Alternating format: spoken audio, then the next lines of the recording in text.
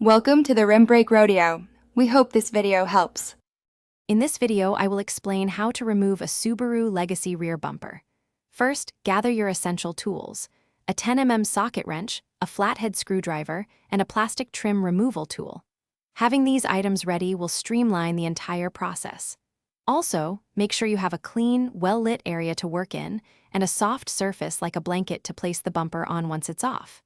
This preparation saves time and prevents damage.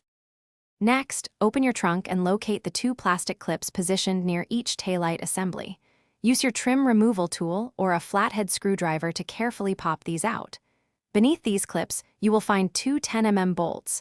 Remove both of these. Then, move to the rear wheel wells. Gently pull back the plastic liners to reveal additional fasteners that secure the bumper to the vehicle's body. Take your time with each step.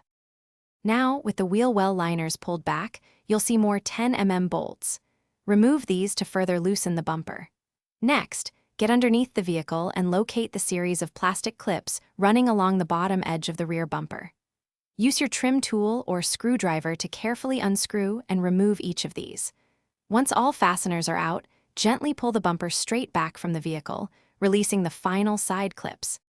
Before completely pulling the bumper away, remember to disconnect any electrical connectors for license plate lights, backup sensors, or other components. These are usually simple plug-and-play connections. Once everything is detached, carefully carry the bumper to your prepared soft surface to prevent scratches or damage. Reinstallation is simply the reverse of these steps. Remember to check the description for a link to the Owala water bottle and other great deals to keep you going during your projects. Thanks for watching. Thanks for watching. Consider subscribing if we helped you.